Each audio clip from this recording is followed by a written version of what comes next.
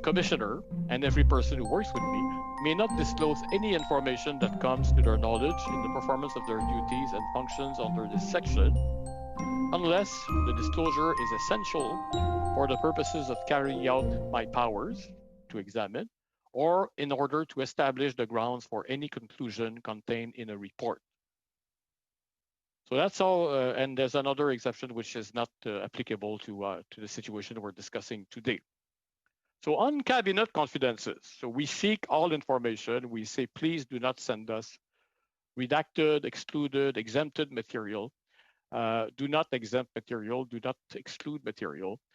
So on cabinet confidences, and my position is based upon my reading of the relevant parts of the Act. My view is that we have a right to have access to all needed information for an examination, including cabinet confidences. In Part 4 of the Act, under Mandate and Powers of the Commissioner, subsection 44.9, reads as follows. The Commissioner may not include in the report any information that he or she is required to keep confidential. So the protection is there for cabinet confidences. Former Commissioner Mary Dawson addressed the Standing Committee on Access to Information and Privacy and Ethics on the topic of cabinet confidences, as did I in the Trudeau II report. And in her submission back in 2013, she, regarding the 5-year review of the Conflict of Interest Act, she said that it must be clearly understood that the Commissioner has the authority to access any document needed to conduct his or her investigations.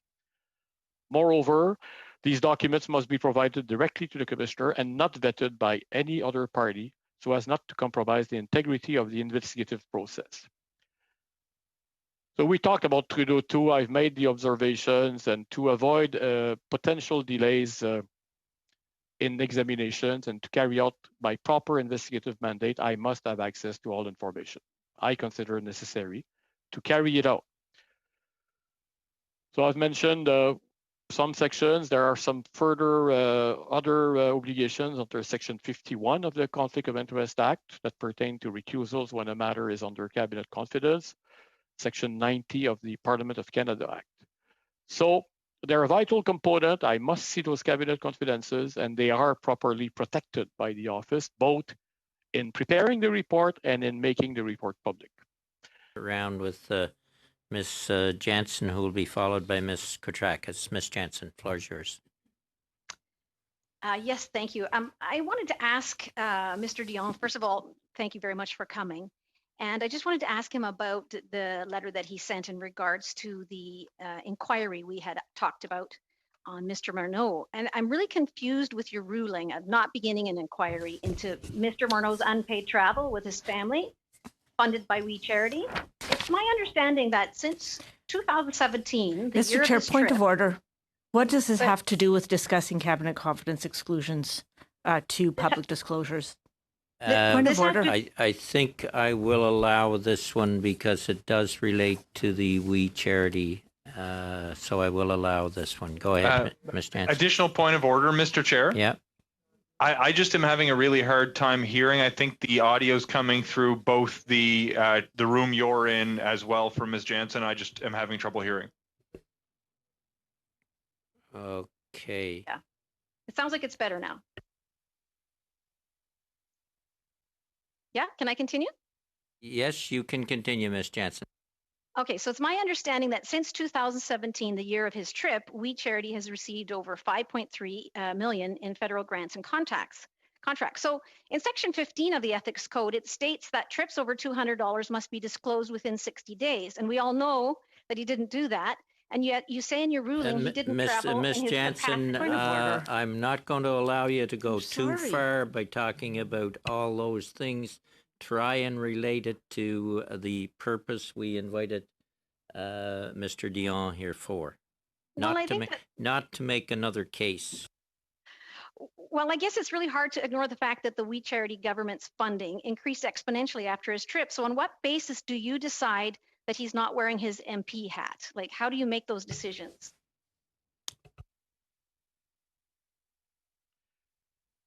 So as I mentioned, there is an investigation. There is an examination under currently underway in relation to the former Minister of Finance.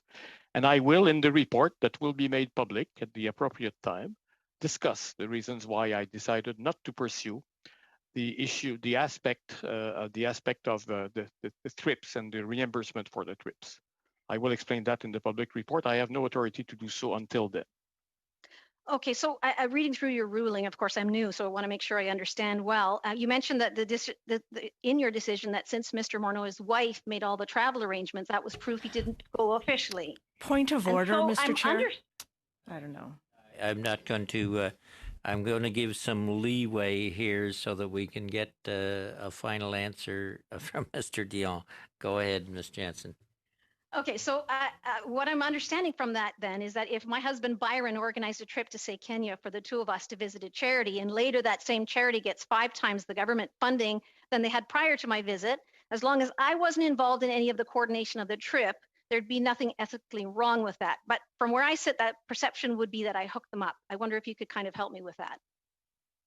I will, as soon as I publish a report that will explain fully the reasoning behind the decision not to pursue that further. Okay, so the ethics code says that a member of a family or a member can accept a gift which could reasonably seen to compromise them in their office. And now I realize Mr. Morneau's family could quite easily afford that trip. But judging by the increase in funding the We Charity got after their visit, isn't it fairly reasonable to assume that something changed? Like, it really appears that someone put a bug in someone's ear.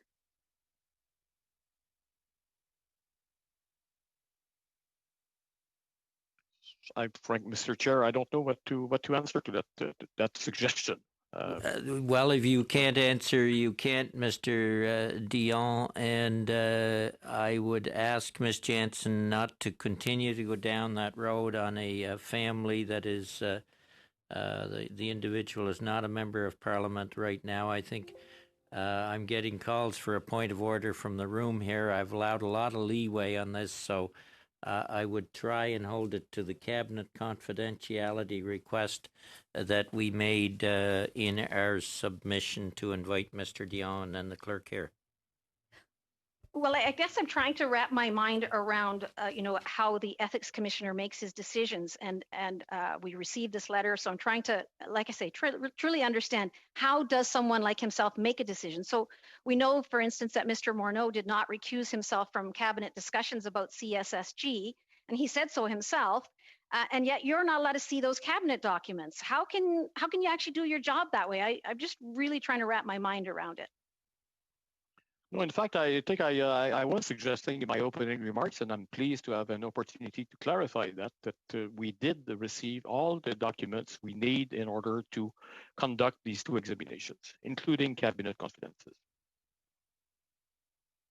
Okay, so again, just trying to wrap my mind around how exactly you go about making your decisions.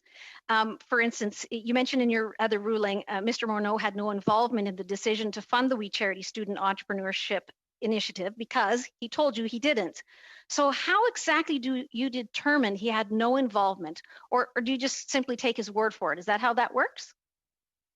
No, in fact, the team that conducts the examinations, as well as the legal team, they sound like they're big teams. We're talking about 4 people altogether. Reviewed the sum total of the documents that I was talking about, as well as the submission made by Monsieur Morneau, and they recommended to me, and I accepted the recommendation, that on a balance of probabilities, we were satisfied that with Mr. Morneau's assertion. So that's how it happened. That's how it works in any examination. It's on a balance of probabilities. We have to decide whether we accept the version offered by the person who's the subject of the examination, or we accept other assertions elsewhere. And so it's the totality of the evidence that leads us to a conclusion as to whether the act or the code have been contravened. Okay, thank you both. Ms. Koutrakis, 6 minutes. Thank you, Mr. Chair, and thank you, Mr. Dion, for being here before us today. I hope you and your family are keeping well. I know that you're working really hard with your team, and we're very grateful for the work that you and your team do. Can you speak a little bit more broadly about the ethical behavior of our nonpartisan public service? what policies or mechanisms are in place to ensure that our public servants will act in an ethical and an unbiased manner?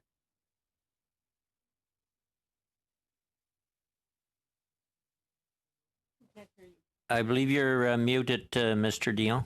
We can't hear you. Good. So we're back.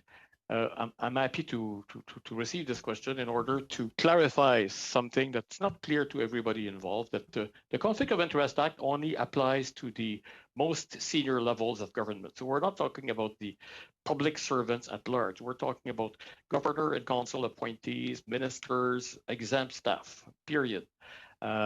We're not talking about directors general, and up to and including assistant deputy ministers. They're governed by something different, the code developed under another authority. So I'm not responsible for offering educational activities, for instance, aimed at public servants. It's the responsibility of the Treasury Board and that of each department, line department. My role is to focus on, again, the people I've mentioned, the Prime Minister, the ministers, the secretaries of state, the governor and council appointees, and such senior people, and as well as exempt staff. So we have 3,000 people, not the 400,000 people who are governed by the other authority. Thank you for that. Pensez-vous qu'il y a eu... Do you think that there was any political interference in the redacting of the documents for the Canada Student Service Grant? Well, as I said, we received all of the documents in their integral form, and I didn't